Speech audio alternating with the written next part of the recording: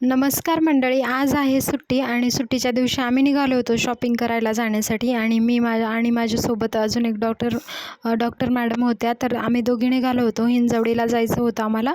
तर शॉपिंगचा हा व्लॉग शेवटपर्यंत तुम्ही नक्की बघा आणि याच्यामध्ये आम्ही ज्वेलरीचं शॉपिंग वगैरे करणार आहोत. तर बघूयात आता तिकडे गेल्यानंतर हिंजवडीला कोणते कोणते शॉप असणार आहेत. एवढी काही आयडिया नव्हती आणि काय झालं होतं की एका पेशंटचं आम्ही मंगळसूत्र डिझाईन बघितलं होतं, जे त्यांनी त्या ज्वेलरीच्या शॉपमधून घेतलेलं. तिकडे आम्ही मग ॲड्रेस वगैरे घेतला आणि मग नंतर निघालो होतो.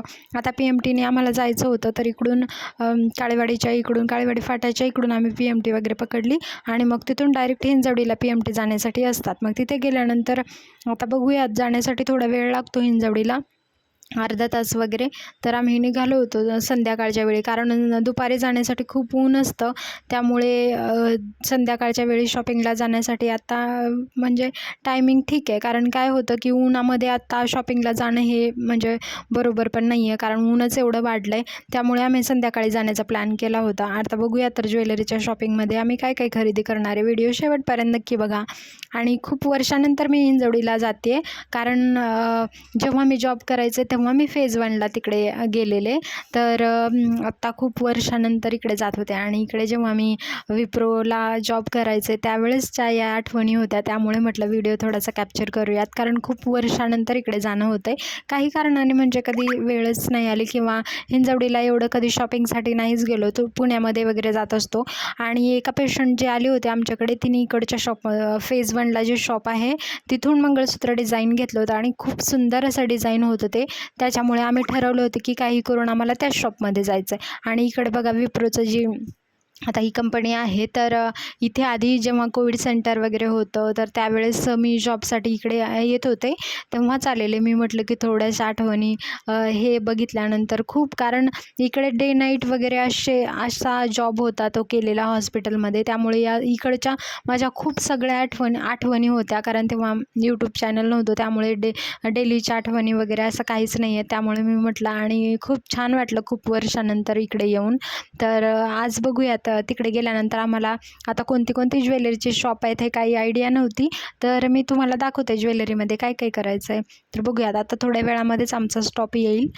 आता संध्याकाळची वेळ होती तरीसुद्धा खूप जास्त गरमी होती, आणि कारण काय आहे, ऊन एवढं जास्त आहे की संध्याकाळीसुद्धा म्हणजे 4-5 वाजताच्या दरम्यानसुद्धा बाहेर निघायला नको वाटतं, कारण ऊन एवढं होतं. आणि तोपर्यंत आम्ही PMTने आलो होतो फेज 1ला. हा आहे फेज 1. इकडे अजून थोडंसं पुढे जायचं होतं आणि आमचा जो स्टॉप होता थोड्या वेळामध्ये येईलच. इकडे ते ज्वेलरीचं आणि खूप सुंदर अशा ज्वेलरी असणार आहेत, कारण आम्हाला जेव्हा त्या पेशंटचं आम्ही बघितलं होतं ना, त्याचं ज्वेलरी मंगळसूत्र वगैरे होतं आणि एक चेन होती, तर एवढं सुंदर डिझाईन होतं की ते खूप आवडलं. आणि मॅमनी कधी एवढ्या गोष्टी मनावर घेतल्या नाही आहेत किंवा नाही का शॉपिंग बघून दुसऱ्या शॉपमध्ये, पण ज्वेलरी एवढं डेली यूजसाठी एवढं छान होतं ना.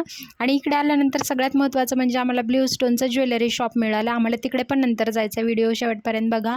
आणि पल्मुनाचं सुद्धा शॉप मिळालं बघा इकडे, कारण मी तर पल्मुनाचं जे ज्वेलरी आहे ते ऑनलाईनच बघितलं होतं आणि पल्मुनाच्या शॉपमध्ये आज काही करून व्हिजिट करायचं, म्हणजे खूप सुंदर व्हिडिओ असणार आहे. तिकडे बघूयात काय काय असतील ज्वेलरी वगैरे, हे तुम्ही व्हिडिओमध्ये माझ्या नक्की बघा. आणि फायनली आम्ही पोहोचलो होतो हिंजवडीमध्ये, आणि हे आहे याच लोकेशनवरती आम्हाला यायचं होतं. आणि ही बिल्डिंग, याचं नाव होतं ग्रँड हाय स्ट्रीट म्हणून. इकडे खूप मोठा मॉल होता आणि इकडे आल्यानंतर तुम्हाला खूप वेगळे ज्वेलरीचे शॉप, झुडिओ वगैरे सगळ्याच गोष्टी बघायला मिळतील. शॉपिंगसाठी खूप छान आहे, कारण इकडे कधी येण्याचा म्हणजे पुण्यामध्ये शॉपिंगसाठी गेलेलो, पण इकडे म्हणजे कधी आलोच नव्हतो, पण फर्स्ट टाईम आलेलो.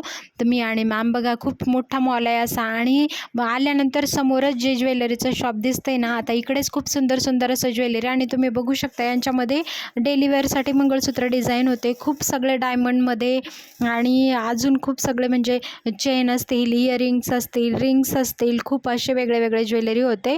तर तुम्ही बघू शकता. आणि याचं प्राईज होतं, जे डेलिवेअरचे मंगळसूत्र होते ते सुद्धा यांचा कोरियाचा ब्रँड होता, त्याच्यामधून ते म्हणजे तिकडून ते ब्रँड बनवून वगैरे घेतात मंगळसूत्र. आणि खूप सुंदर ज्वेलरी. इयरिंग्ससुद्धा खूप छान होते, मी तुम्हाला दाखवते इयरिंग्समध्ये कोणते डिझाईन होते. इयरिंग्ससुद्धा प्राईज होतं त्याचं 1200-1500 वगैरे असं. आणि मग तिथे आम्ही बघितलं होतं ज्वेलरी आणि आम्ही निघालो नंतर पल्मुनाजमध्ये. आता पल्मुनाजमध्ये कोणत्या कोणत्या ज्वेलरी आहेत हे बघण्यासाठी मी इकडे आले होते. आणि इकडे आल्यानंतर ना आपल्याला 8 कॅरेटपासून 18 कॅरेटपर्यंत खूप सुंदर असं ज्वेलरी बघायला मिळेल. आणि हे 18 कॅरेटमध्ये मला मंगळसूत्र आवडलं होतं, खूप सुंदर होतं हे. आणि याचं डेली वेअरसाठी खूप छान ज्वेलरी असणार आहे. तर आम्हाला त्यांनी प्लॅन वगैरे कशाप्रकारे असेल तो सांगितला, याचं प्राईस काय असेल ते सांगितलं आणि फायनल हे आम्ही केलं होतं. खूप सुंदर असं मंगळसूत्र आहे डेली वेअरसाठी. आणि नंतर आम्ही आलो होतो ब्ल्यू स्टोनमध्ये, कारण तिकडे खूप ज्वेलरी बघितलं, मग नंतर इकडे एक बघायचं होतं म्हणून आम्ही ब्ल्यू स्टोनमध्ये आलो होतो. आणि ही रिंग मला नंतर खूप आवडली होती. हे होती 18 कॅरेट ज्वेलरीमध्ये आणि याचं ही आपल्याला बसत होती 20,000 पर्यंत वगैरे. खूप सुंदर असं म्हणजे रिंग होते, रिंगचं कलेक्शन होतं. इकडे खूप सगळे ब्ल्यू स्टोनमध्ये म्हणजे खूप ज्वेलरी आहेत. 18 कॅरेटमध्येच यांचं ज्वेलरी असेल.